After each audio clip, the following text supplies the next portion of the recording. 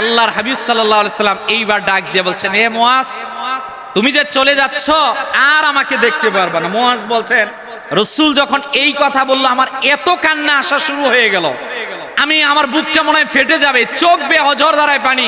হায় হায়, মায়ার নবীজির কারণে সব ছেড়ে দিলাম, উনি আজকে বিদায় দিচ্ছে, আবার আসলে রাসূলকে রওজা শরীফে দেখবো, আমার ভিতর ফেটে যাচ্ছে।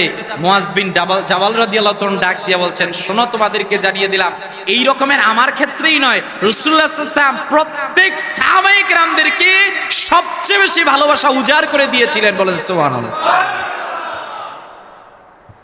শুধু তাই নয়, হযরতে আনাস বিন মালিক রাদিয়াল্লাহু তাআলা হাদিস বর্ণনা করলেন।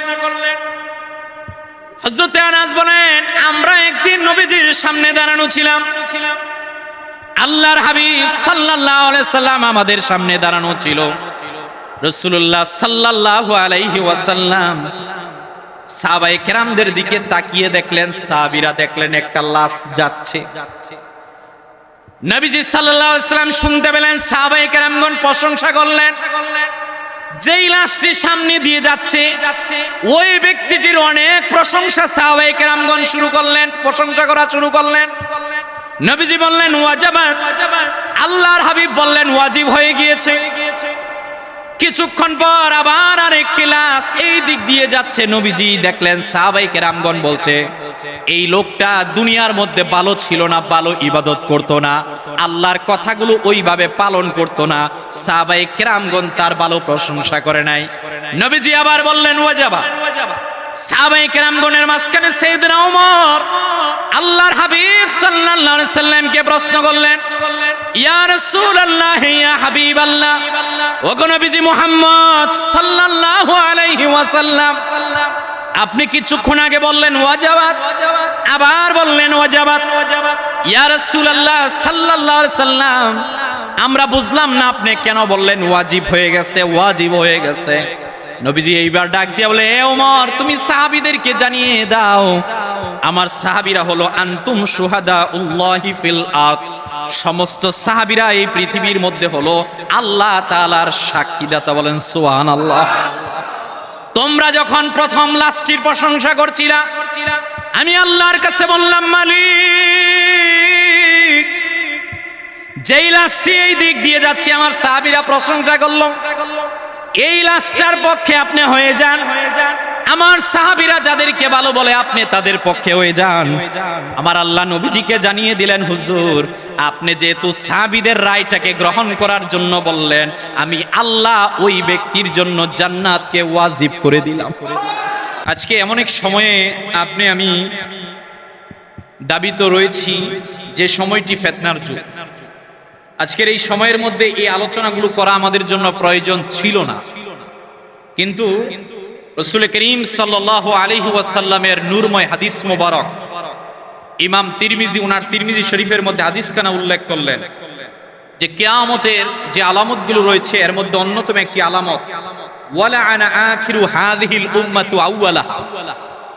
রাসূলুল্লাহ সাল্লাল্লাহু আলাইহি ওয়াসাল্লাম বলছেন, শেষ জামানার মধ্যে এমন এক শ্রেণীর মানুষ আসবে যে মানুষগুলো, শেষ জামানার লোকগুলো প্রথম জামানার লোকদেরকে গালাগালি করবে, প্রথম জামানার লোকদেরকে সমালোচনা করবে, প্রথম জামানার লোকদের বিরুদ্ধে তিরস্কার করবে। বলেন নাউজুবিল্লাহ।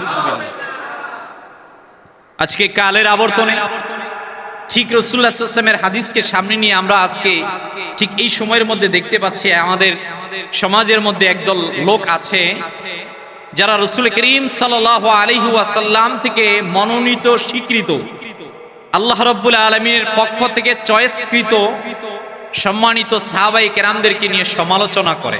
নাউজুবিল্লাহ বলেন, আর আওয়াজ দিয়ে বলেন নাউজুবিল্লাহ।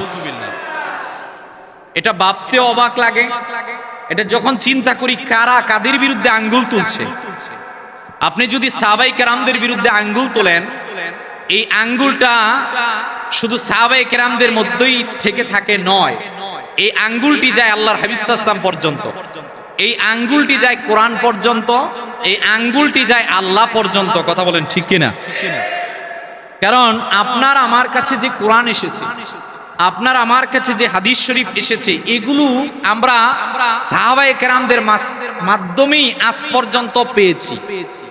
রাসূল করিম সাল্লাল্লাহু আলাইহি ওয়াসাল্লাম বর্ণনা করেছেন, সাহাবায়ে কেরামগণ সেগুলোকে লিপিবদ্ধ করেছেন, জবানে কণ্ঠস্থ করে রেখেছেন।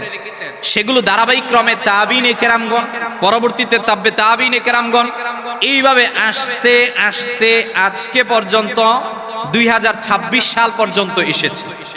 সম্মানিত উপস্থিতি, সাহাবী কারা? যিনারা ঈমান অবস্থায় রাসূল করিম সাল্লাল্লাহু আলাইহি ওয়াসাল্লামকে দেখেছিলেন। সুবহানাল্লাহ।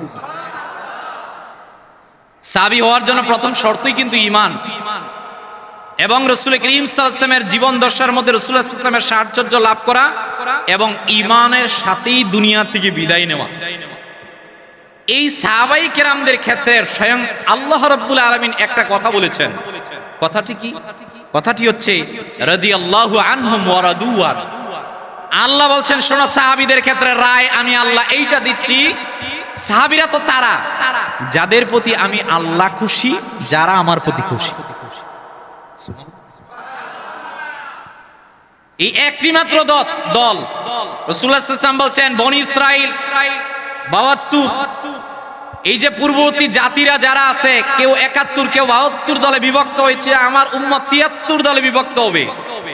এর মধ্যে একটি দল স্বীকৃতিপ্রাপ্ত, ৭৩ দলের মধ্যে জান্নাতি হবে। ওই একটি দলের নাম মা আনা আলাইহি ওয়া আসহাবিহি, ওই একটি দলের নাম আহলে সুন্নাত ওয়াল জামাত, ওই একটি দলের নাম হচ্ছে সাহাবায়ে কেরামদের দল। বলেন সুবহানাল্লাহ। আল্লাহ বলছেন আমি তাদের প্রতি খুশি। রাসূলুল্লাহ সাল্লাল্লাহু আলাইহি ওয়াসাল্লাম বলছেন শুধু আল্লাহ খুশি নয়, সাহাবীরা আল্লাহর প্রতি খুশি। সুবহানাল্লাহ।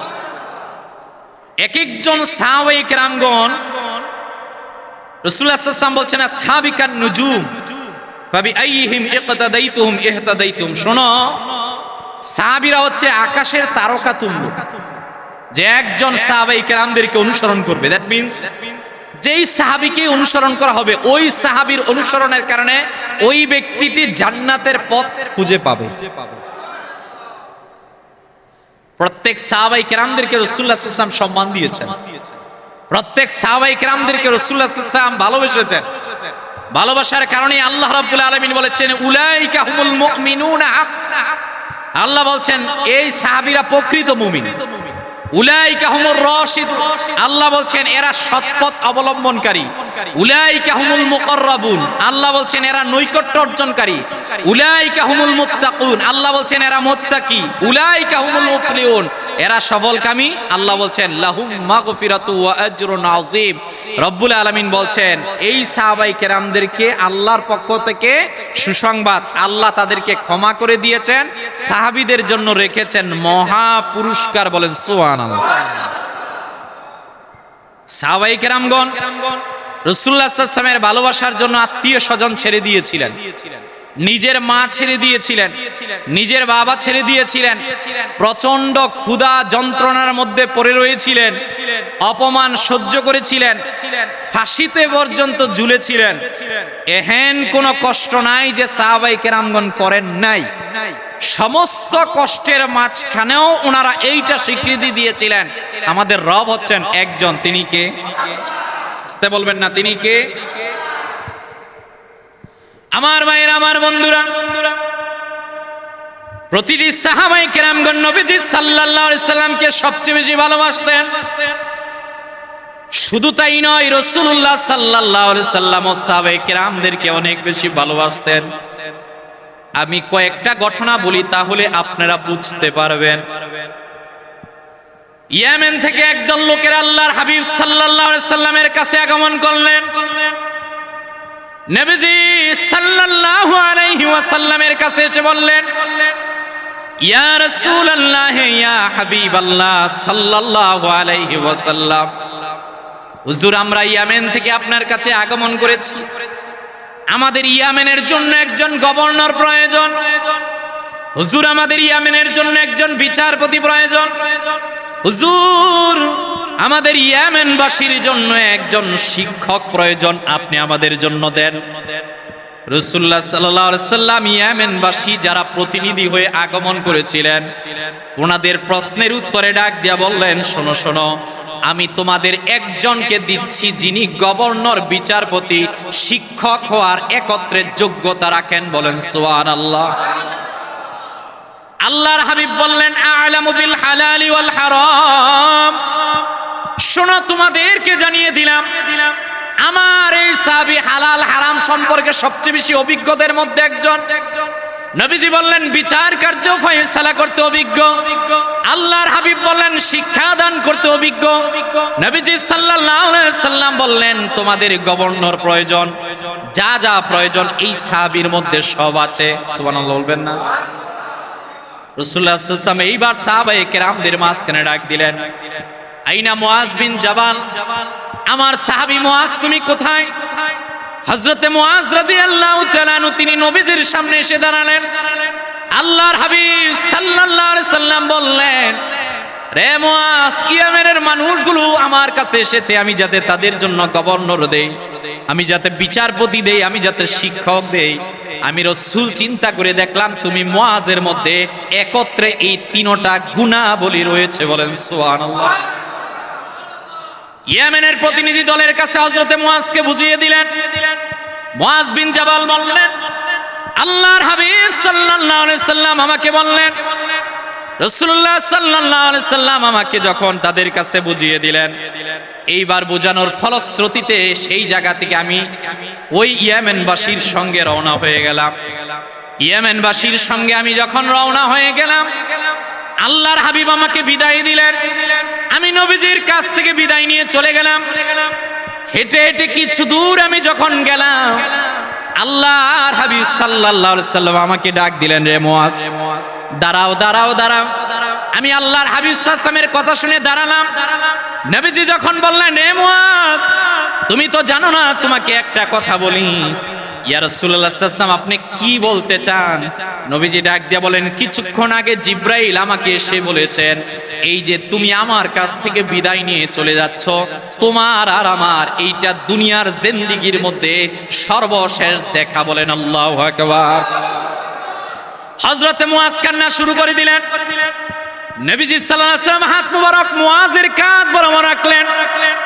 নবীজি ডাক দিয়ে বলেন, এ মুআজ, তুমি কান্না করবা না।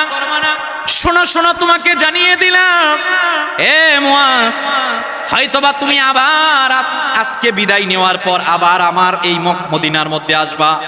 তবে তোমাকে একটা কথা জানিয়ে দিলাম, তুমি আবার যখন মদিনার মধ্যে আসবা, মদিনার সাহাবীদেরকে দেখতে পারবা, মদিনার সব কিছু দেখতে পারবা, কিন্তু আমি রাসূলকে তুমি দেখতে পারবা না। আমি রাসূলকে তুমি দেখতে পারবা না। বিদায় নিয়ে চলে গেল। রাসূলুল্লাহ সাল্লাল্লাহু আলাইহি ওয়াসাল্লাম বিদায় দিলেন। এই সাহাবী মুআজ ডাক দিয়ে বলেন, শোনো শোনো, তোমাদেরকে জানিয়ে দিলাম, আমার জীবনের মধ্যে আমি সবচেয়ে বেশি রাসূলকে ভালোবাসতাম। রাসূল যখন বললেন আমাকে তুমি আর দেখতে পারবা না, ভিতরটা আমার ফেটে যাচ্ছে, মনে হয় এত কষ্ট আমার নিজের মধ্যে আমি চলে আসলো, আমি মুহূর্তের মধ্যে মনে হয় অজ্ঞান হয়ে পড়ে যাব। হযরতে মুআজ বিন জাবাল রাদিয়াল্লাহু তাআলা আনহু ডাক দিয়ে বললেন, শোনো শোনো, তোমাদেরকে জানিয়ে দিলাম, রাসূলুল্লাহ সাল্লাল্লাহু আলাইহি ওয়াসাল্লাম প্রতিটি সাহাবায়ে কেরামদেরকে সবচেয়ে বেশি ভালোবাসতেন। আওয়াজ দিয়ে বলেন আল্লাহু আকবার। হযরত মুআজ বিন জাবাল রাদিয়াল্লাহু তাআলা, আপনারা আমার দিকে মনোযোগ দেন, মাইকের কাছে মাইক করুন, আমার দিকে মনোযোগ, মনোযোগ আছে তো আমার দিকে? আওয়াজ দিয়ে বলেন আল্লাহু আকবার। মুআজ বিন জাবাল রাদিয়াল্লাহু তাআলা বলছেন, ইয়েমেনবাসী বলল আমাদের তিনটা গুণের তিনজন দেন।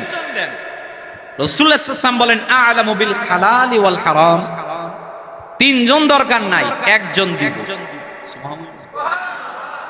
তিনজন দরকার নাই, একজন দিব, যার নাম মুআজ বিন জাবাল। তিনি গভর্নরের যোগ্য, তিনি বিচারপতির যোগ্য, তিনি শিক্ষকের যোগ্য। আল্লাহ তাআলা ওনাকে স্পেশাল জ্ঞান দান করেছেন। যাও, নিয়ে যাও। রাসূলুল্লাহ সাল্লাল্লাহু আলাইহি ওয়াসাল্লাম যখন নিয়ে যাচ্ছেন, বিদায় দিলেন, আল্লাহর হাবিব সাল্লাল্লাহু আলাইহি ওয়াসাল্লাম এইবার ডাক দিয়ে বলছেন, এ মুআজ, তুমি যে চলে যাচ্ছ আর আমাকে দেখতে পারবে না। মুআজ বলছেন, রাসূল যখন এই কথা বলল, আমার এত কান্না আসা শুরু হয়ে গেল, আমি আমার বুকটা মনে হয় ফেটে যাবে, চোখ বেয়ে অঝর ধারায় পানি। হায় হায়, মায়ার নবীজির কারণে সব ছেড়ে দিলাম, উনি আজকে বিদায় দিচ্ছে, আবার আসলে রাসূলকে রওজা শরীফে দেখবো, আমার ভিতর ফেটে যাচ্ছে। মুআজ বিন জাবাল রাদিয়াল্লাহু তাআলা ডাক দিয়ে বলছেন, শোনো, তোমাদেরকে জানিয়ে দিলাম, এই রকমের আমার ক্ষেত্রেই নয়, রাসূলুল্লাহ সাল্লাল্লাহু আলাইহি ওয়াসাল্লাম প্রত্যেক সাহাবায়ে কেরামদেরকে সবচেয়ে বেশি ভালোবাসা উজাড় করে দিয়েছিলেন। বলেন সুবহানাল্লাহ। শুধু তাই নয়, হযরতে আনাস বিন মালিক রাদিয়াল্লাহু তাআলা আনহু হাদিস বর্ণনা করলেন। হযরতে আনাস বলেন, আমরা একদিন নবীজির সামনে দাঁড়ানো ছিলাম। আল্লাহর হাবিব সাল্লাল্লাহু আলাইহি সাল্লাম আমাদের সামনে দাঁড়ানো ছিল। রাসূলুল্লাহ সাল্লাল্লাহু আলাইহি ওয়াসাল্লাম সাহাবায়ে কেরামদের দিকে তাকিয়ে দেখলেন, সাহাবীরা দেখলেন একটা লাশ যাচ্ছে। নবীজি সাল্লাল্লাহু আলাইহি ওয়াসাল্লাম শুনতে পেলেন, সাহাবায়ে কেরামগণ প্রশংসা করলেন। যেই লাশটি সামনে দিয়ে যাচ্ছে ওই ব্যক্তিটির অনেক প্রশংসা সাহাবায়ে কেরামগণ শুরু করলেন, প্রশংসা করা শুরু করলেন। নবীজি বললেন ওয়াজিবাত, আল্লাহর হাবিব বললেন ওয়াজিব হয়ে গিয়েছে। কিছুক্ষণ পর আবার আরেকটি লাশ এই দিক দিয়ে যাচ্ছে। নবীজি দেখলেন সাহাবায়ে কেরামগণ বলছে, এই লোকটা দুনিয়ার মধ্যে ভালো ছিল না, ভালো ইবাদত করত না, আল্লাহর কথাগুলো ওইভাবে পালন করত না। সাহাবায়ে কেরামগণ তার ভালো প্রশংসা করে নাই। নবীজি আবার বললেন ওয়াজিবা। সাহাবায়ে কেরামগণের মাঝখানে সাইয়েদনা ওমর আল্লাহর হাবিব সাল্লাল্লাহু আলাইহি সাল্লামকে প্রশ্ন করলেন, ইয়া রাসূলুল্লাহ, ইয়া হাবিবাল্লাহ, ওগো নবীজি মুহাম্মদ সাল্লাল্লাহু আলাইহি ওয়াসাল্লাম, আপনি কিছুক্ষণ আগে বললেন ওয়াজিবাত, আবার বললেন ওয়াজিবাত। ইয়া রাসূলুল্লাহ সাল্লাল্লাহু আলাইহি সাল্লাম, আমরা বুঝলাম না আপনি কেন বললেন ওয়াজিব হয়ে গেছে, ওয়াজিব হয়ে গেছে।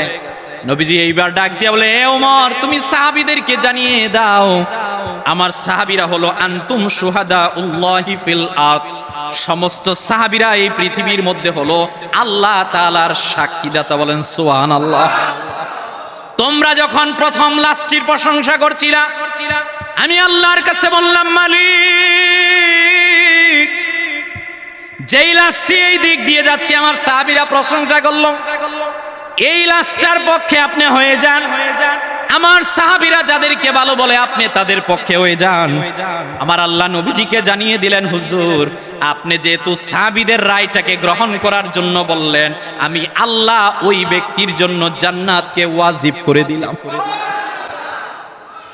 রাসূলুল্লাহ আবার বললেন, ওই যে সাহাবীরা আরেক ব্যক্তির বিরুদ্ধে বললো ভালো ছিল না, আমার আল্লাহ ডাক দিয়ে বলেন, হাবিব, আপনি জানিয়ে দেন, জানিয়ে দেন, জানিয়ে দেন, সাহাবীরা যাদেরকে খারাপ বললো, যে এই ব্যক্তিটাকে খারাপ বললো, আমি আল্লাহ সিদ্ধান্ত নিলাম ওই ব্যক্তিটা জাহান্নামী হয়ে যাবে, তার জন্য জাহান্নাম ওয়াজিব হয়ে গেছে। বলেন আল্লাহু আকবার।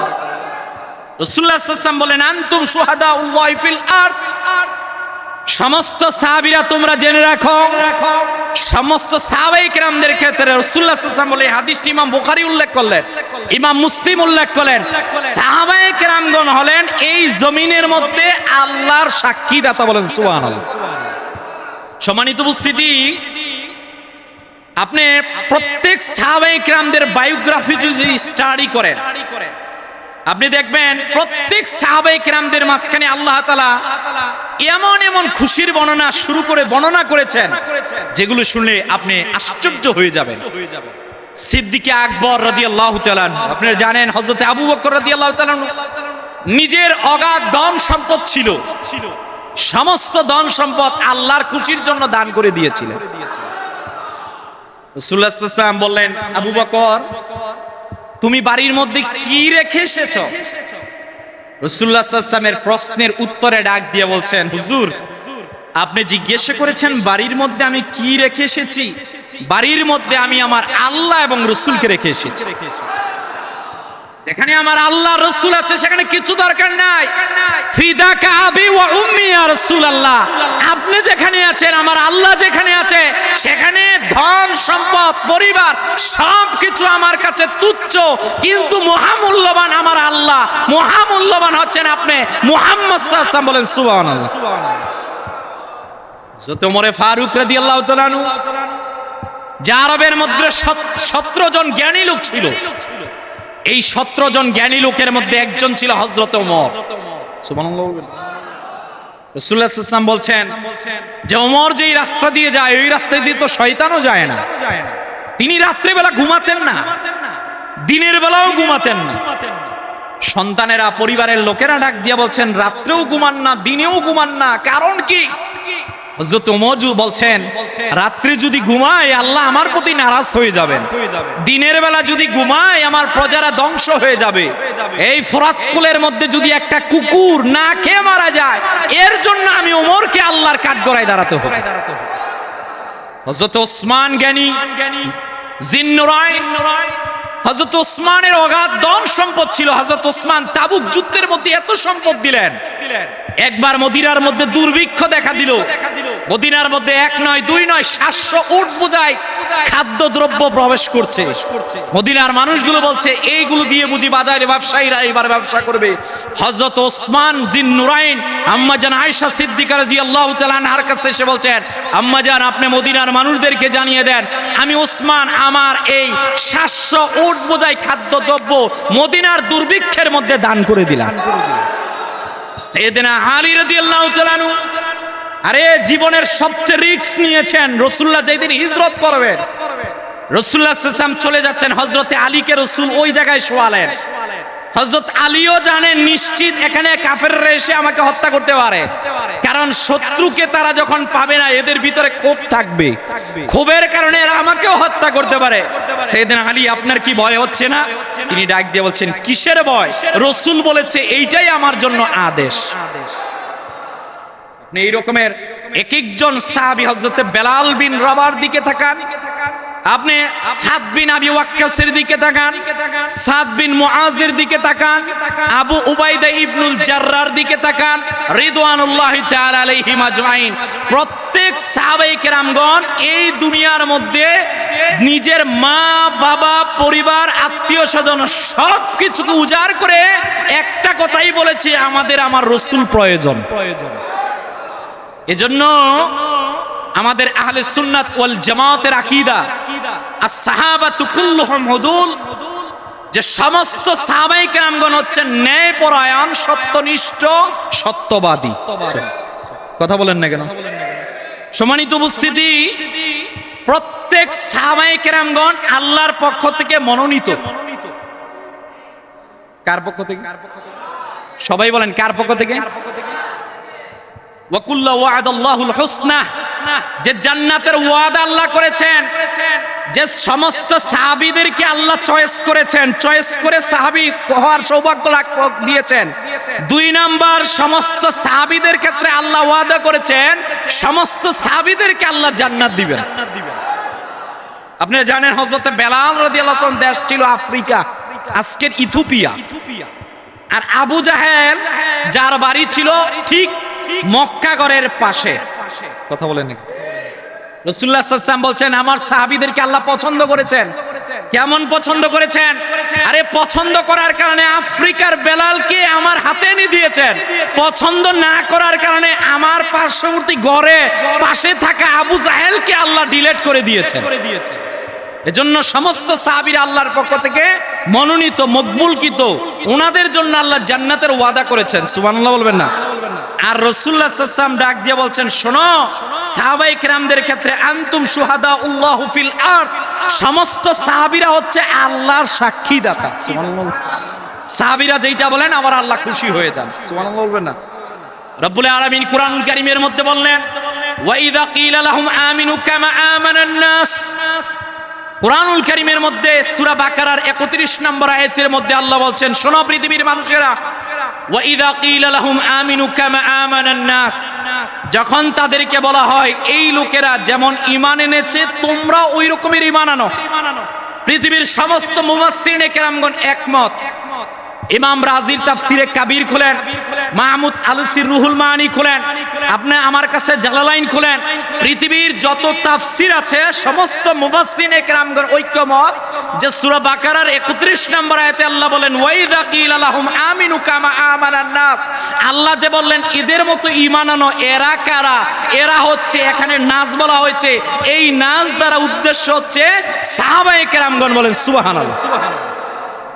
দ্বিতীয় আয়াত, ফাইন আমানু বিমিসলি মা আমানতুম বিহি ফাকাদ ইহতাদাউ, আল্লাহ বললেন যদি তারা ঈমান আনে তাহলে বলতে হবে যে তোমরা সাহাবীদের মতো ঈমান এনেছো, তাহলে তারা হেদায়েত পাবে। যে কেউ যদি নিজেদেরকে দাবি করে যে আমরা ঈমান এনেছি, তবে এই ঈমান লাগবে সাহাবীদের মতো। সুবহানাল্লাহ। কাদের মতো? সবাই বলেন কাদের মতো? আরে ভাই, পৃথিবীর মধ্যে কোন দলের প্রশংসা আল্লাহ করেন নাই। আপনি কেন বুঝছেন না? পৃথিবীতে কোন দলের প্রশংসা আল্লাহ করেন নাই। এটা কাদরিয়া, জাবরিয়া, মুতাজিলা, শিয়া, যেই দলই হোক না কেন, কিন্তু একটা দলের আল্লাহ প্রশংসা করেছেন, মুহাম্মাদুর রাসূলুল্লাহ। ওয়াল্লাযীনা মাআহু আশিদ্দাউ আলাল কুফফারি রুহামাউ আন সুজ্জাদা ইয়াবতাগুনা ফাদলাম মিনাল্লাহি ওয়া রিদওয়ানা। সুবহানাল্লাহ বলবেন না? মুহাম্মদ সাল্লাল্লাহু আলাইহি ওয়াসাল্লাম আল্লাহর পক্ষ থেকে রাসূল, ওনার সঙ্গী সাহাবায়ে কেরামদের প্রশংসা স্বয়ং আল্লাহ বলেছেন। সাহাবায়ে কেরামগণ কাফেরদের প্রতি কঠোর, সাহাবায়ে কেরামগণ তারা নিজের প্রতি অর্থাৎ নিজেদের মাঝখানে এরা হচ্ছে সহানুভূতিশীল। বলেন সুবহানাল্লাহ। আল্লাহ বললেন ওয়ালাকিন্নাল্লাহা হাব্বাবা ইলাইকুমুল ঈমান। সাহাবীদের প্রশংসা করতে গিয়ে আল্লাহ বলেন এদের অন্তরে ঈমানের মহব্বত সৃষ্টি করে দিয়েছেন আল্লাহ।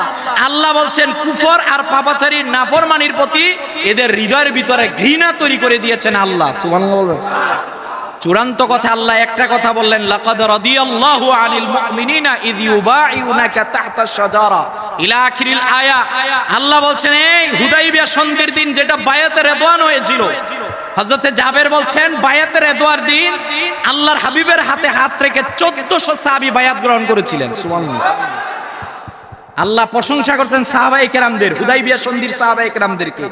চূড়ান্ত একটা কথা আল্লাহ বলেন ওয়াসাবিকুনাল আউয়ালুনা মিনাল মুহাজিরিন ওয়াল আনসার ওয়াল্লাযীনা ইত্তাবাউহুম বিইহসানিন রাদিয়াল্লাহু আনহুম ওয়া রাদু আন।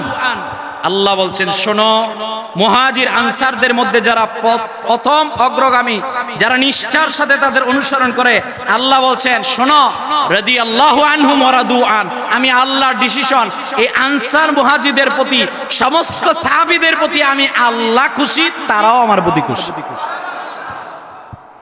শেষ কথা আরেকটা, আল্লাহ বললেন মিনাল মুমিনিনা রিজালুন সাদাকু মা আহাদুল্লাহ।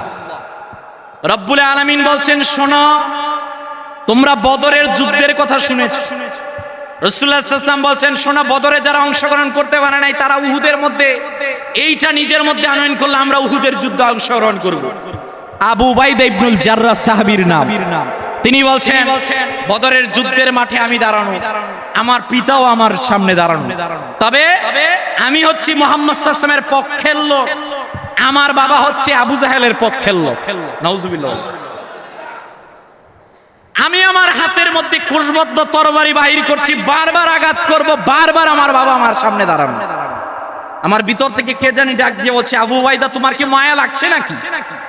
আমি উবাইদা, আবু উবাইদা, আমার ভিতরে কে জানি বলছে তোমার কি মায়া লাগছে নাকি? আমি চিন্তা করলাম হ্যাঁ আমার তো মায়া লাগছে, কারণ তিনি আমার জন্মদাতা পিতা, তিনি আমাকে লালন পালন ধারণ করেছে, তিনি আমাকে ইসলাম ধর্ম গ্রহণ করা পর্যন্ত সবকিছুর ভরণ পোষণের দায়িত্ব নিয়েছিলেন।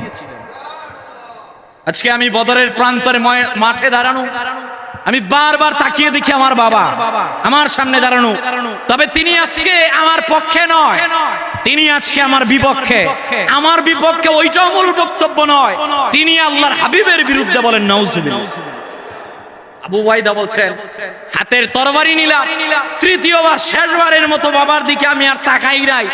বাবা ইসলামের বিরুদ্ধে, নবীর বিরুদ্ধে, আল্লাহর বিরুদ্ধে দাঁড়িয়েছে, শরীর থেকে মাথাকে আমি এক আঘাতে বিচ্ছিন্ন করে দিলাম। বলেন আল্লাহু আকবার। আল্লাহ বললেন মিনাল মুমিনিনা রিজালুন সাদাকু, শোনো মুমিন যারা তারা ওয়াদা রক্ষা করেছে। রাসূলুল্লাহ সাল্লাল্লাহু আলাইহি ওয়াসাল্লাম জিহাদের শেষে বলছে এই আবু উবাইদা কান্না করছে কেন? এক সাহাবী ডাক দিয়ে বলছেন হুজুর আমি নিজে দেখেছি আবু উবাইদা নিজের হাতের অস্ত্র নিয়ে বাবার শরীর থেকে মাথাকে আলাদা করে দিয়েছে। আল্লাহু আকবার। আল্লাহ এইবার পৃথিবীর মানুষদের জন্য ডিরেকশন দিলেন, শোনো আমার সাহাবী তো তারা, আমার সাহাবী কে বাবা, কে মা, কে বংশ, কে কোনটা ওইটা দেখে নাই, আমার সাহাবীরা সব জায়গায় প্রায়োরিটি দিয়েছে একটা বিষয়কে, সেই প্রায়োরিটির বিষয়টার নাম হলো যে সব জায়গার উপরে হলো আল্লাহ এবং রাসূল। বলেন সুবহানাল্লাহ। আমার নবীজি বলছেন, হযরত আবু সাঈদ খুদরি রাদিয়াল্লাহু তাআলা থেকে হাদিস বর্ণিত, রাসূলুল্লাহ বলছেন লা তাসুব্বু আসহাবি, এই আমার সাহাবীদেরকে গালাগালি করো না, আমার সাহাবীদেরকে গালাগালি করো না। কেন? তোমরা যদি সাহাবীদের পরবর্তী প্রজন্ম যদি উহুদ পরিবার, 6 কিলোমিটার লম্বা এই উহুদ পরিমাণ যদি কেউ দান করে, এই দানটা টাকা পয়সা না, স্বর্ণ। বর্তমান বাজারে স্বর্ণ খুব দামি, আপনারা জানেন।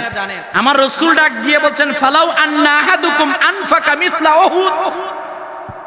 আমার সাহাবীদের পরবর্তীতে কেউ যদি উহুদ পরিমাণ স্বর্ণ দান করে, আমার রাসূলুল্লাহ সাল্লাল্লাহু আলাইহি ওয়াসাল্লাম ডাক দিয়ে বলছেন, কোন এক সাহাবী যদি এক মুদ কিংবা অর্ধ মুদ, দ্যাট মিন্স 796 গ্রাম যদি কেউ দান করে, অর্থাৎ অর্ধ মুদ যদি আমার সাহাবীরা দান করে, সাহাবীদের পরবর্তীতে কেউ যদি উহুদ পরিমাণও স্বর্ণ দান করে, তারপর আমার সাহাবীদের সমকক্ষ হবে না। বলেন আল্লাহু আকবার।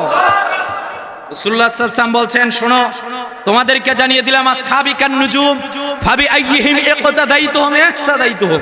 রাসূলুল্লাহ সাল্লাল্লাহু আলাইহি ওয়াসাল্লাম বলছেন, আল্লাহ আল্লাহ ফি আসহাবি লা তাত্তাকিদুম গরাদা মিন বাদি ফামান আহাব্বাহুম ফাবি হুব্বি আহাব্বাহুম। রাসূলুল্লাহ সাল্লাল্লাহু আলাইহি ওয়াসাল্লাম বলছেন, আশারায়ে মুবাশশিরের 10 জন জান্নাতি সাহাবীদের কথা রাসূলুল্লাহ সাল্লাল্লাহু আলাইহি ওয়াসাল্লাম কখনো বদরি সাহাবীদেরকে জান্নাতি বলেছেন, কখনো বাইআতে রিদওয়ানের সাহাবীদেরকে জান্নাতি বলেছেন, কখনো উহুদের সাহাবীদেরকে জান্নাতি বলেছেন। যেই জায়গায় রাসূলুল্লাহ সাল্লাল্লাহু আলাইহি ওয়াসাল্লাম চূড়ান্ত কথা বলেন, আমার সমস্ত সাহাবীরা জান্নাতের পথে অগ্রগামী। সুবহানাল্লাহ। এইবার রাসূলুল্লাহ সাল্লাল্লাহু আলাইহি ওয়াসাল্লাম উম্মতদের মাঝখানে বর্ণনা করলেন, শোনো, তোমাদের কাজ নয় এইটা, তোমরা কখনো কোন অবস্থায় আমার সাহাবীদেরকে গালাগালি করবা। কথা বলেন, গালাগালি করবা। সম্মানিত উপস্থিতি, বড় ভারাক্রান্ত হৃদয় নিয়ে বলতে হয়। আমি খুতবার প্রারম্ভে আপনাদেরকে বলেছি, আজকের এই জামানার মধ্যে একদল লোক বাহির হয়ে গিয়েছে যারা সাহাবায়ে কেরামদের সমালোচনা করে। নাউজুবিল্লাহ বলেন, হয় না? আরো আওয়াজ দিয়ে বলেন। আমরা, এটা আমাদের ধ্যান ধারণা বিশ্বাস, কেউ যদি সাহাবায়ে কেরামদের বিরুদ্ধে কথা বলে, কেউ যদি সাহাবায়ে কেরামদেরকে সমালোচনা করে, আমরা তাদের পক্ষে, হয় না? আরো আওয়াজ দিয়ে বলেন, আমরা তাদের পক্ষে। ভাই, আপনি তো শিয়া না? শিয়াদের আকীদা হচ্ছে হযরত আবু যর গিফারী রাদিয়াল্লাহু তাআলা আনহু, আবু মুসা আশআরী রাদিয়াল্লাহু তাআলা আনহু, সালমান ফারসি রাদিয়াল্লাহু তাআলা আনহু ছাড়া, এই তিনজন সাহাবী তারা ছাড়া যত সাহাবায়ে কেরামগণ ছিলেন সবাই মুরতাদ হয়ে গেছে। নাউজুবিল্লাহ। হয় না? আরো আওয়াজ দিয়ে বলেন। আপনি তো ভাই শিয়া না, আপনি তো মুসলমান, আপনি পিওর মুসলমান। কথা বলেন না কেন? আপনার মানহাজ এইটা, আপনার আকীদা হবে এইটা, as-সাহাবাতু কুল্লুহুম উদুল। আহলে সুন্নাত ওয়াল জামাতের রায় হচ্ছে এইটা, সমস্ত সাহাবায়ে কেরামগণ ন্যায়পরায়ণ, সত্যনিষ্ঠ, সত্যবাদী। সাহাবায়ে কেরামগণ হচ্ছেন মিয়ারে হক। কথা বলেন ঠিক কিনা? সাহাবীদেরকে ভালোবাসা দ্বীন ইমানের অংশ। সাহাবীদের সমালোচনা করা হারাম, কবিরা গুনাহ। যারা সাহাবীদের সমালোচনা করে এরা হচ্ছে এই সমাজের মধ্যে পথভ্রষ্ট। কথা বলেন ঠিক কিনা? মনে রাখবেন, সাহাবীদের বদদুয়া যদি কোনো দলের উপর থাকে, এটা ইসলামী দল হোক, নন ইসলামী দল হোক, যেই দলই হোক না কেন, কোন দলের উপর যদি সাহাবীদের বদদুয়া থাকে, কোন দলের নেতা যদি, কোন দলের কর্মী যদি সাহাবীদের সমালোচনা করে, কখনো ওই দল পৃথিবীর মধ্যে সফলকামী হতে পারবে না। কথা বলেন ঠিক কিনা? আমার আশ্চর্য লাগে, আপনি শুনলে আশ্চর্য হবেন। লেকচার দিতে দিতে গিয়ে বলে সাহাবায়ে কেরামগণ নাকি প্রেম ভালোবাসা করতেন। মাত্র 5 জন বলছেন। হয় না? আরো আওয়াজ দিয়ে বলেন। হযরতে, আপনি জানেন আব্বাসী খলিফা হারুনুর রশিদ ছিলেন। এই হারুনুর রশিদের জামানার মধ্যে একবার তিনি এক খোদাদ্রোহীকে শাস্তি দিবেন। এই খোদাদ্রোহীটা সাহাবায়ে কেরামদেরকে নিয়ে সমালোচনা করত। আব্বাসী খলিফা হারুনুর রশিদ তাকে যখন মৃত্যুদণ্ড কার্যকর করবে, তখন ওই মুহূর্তের মধ্যে বলছেন, এই তুমি সাহাবীদের সমালোচনাকে কেন লক্ষ্যবস্তু বানিয়েছো? সে বলছে, শোনেন বাদশা, আপনাকে মৃত্যুর আগে একটা কথা বলে যাই। আমাদের একটা মিশন আর ভিশন আছে। যদি আমরা সাহাবীদের চরিত্রের মধ্যে কালেমা লেপন করতে পারি, যদি সাহাবীদেরকে আমরা বিতর্কিত করতে পারি, তাহলে এমনিতেই মানুষেরা ইসলামের মধ্যে সন্দেহের মধ্যে পড়ে যাবে। আপনি যখন সাহাবীদের বিরুদ্ধে আঙ্গুল তুলবেন, এটা সাহাবীদের চরিত্র নিয়ে কথা বললে, তো সাহাবায়ে কেরাম তো আল্লাহর হাবিব সাল্লাল্লাহু আলাইহি ওয়াসাল্লাম থেকে কোরআন বর্ণনা করেছেন, হাদিস বর্ণনা করেছেন। আপনি যখন সাহাবীদেরকে বিতর্কিত করবেন, ওই কোরআন হাদিস কি আমাদের পর্যন্ত আসে? কথা বলেন, আসে? আচ্ছা, একটা সহজ কথা, আলহামদুলিল্লাহি রাব্বিল আলামিন, এটা কি ভাই? কোরআনের আয়াত। কথা বলেন না কেন? ইন্নামাল আ'মালু বিন্নিয়াত, এইটা কি? হাদিস। আপনি জানলেন আলহামদুলিল্লাহ রাব্বিল আলামিন, এইটা কোরআনের আয়াত। ইন্নামাল আমালু বিন্নিয়াত, এইটা হাদিস। ও ভাই, অন্যান্য সাধারণ আরবি আপনার সামনে দিলে এই দুইটাকে যদি দেওয়া হয় আপনি দেখেই বলে ফেলবেন এইটা কোরআন, এইটা হাদিস। প্রিয় ভাই, সম্মানিত মুসল্লিয়ানে কেরাম, আপনি এই যে বুঝতে পারছেন কোনটা কোরআন কোনটা হাদিস, এইটা তো বুঝার ক্ষেত্রে আপনি তাদের দ্বারাই বুঝতে পারছেন যে এইটা ভূমিকা রেখেছিলেন সাহাবায়ে কেরামগণ। যদি সাহাবীরা বর্ণনা না করতো তাহলে আপনি বুঝতে পারতেন না কোনটা হাদিস কোনটা কোরআন। কথা বলেন ঠিক কিনা? তাহলে সাহাবীদের সমালোচনা করা মানে কোরআনকে বিতর্কিত করা, সাহাবীদের সমালোচনা করা মানে হাদিসকে বিতর্কিত করা। কথা বলেন ঠিক কিনা?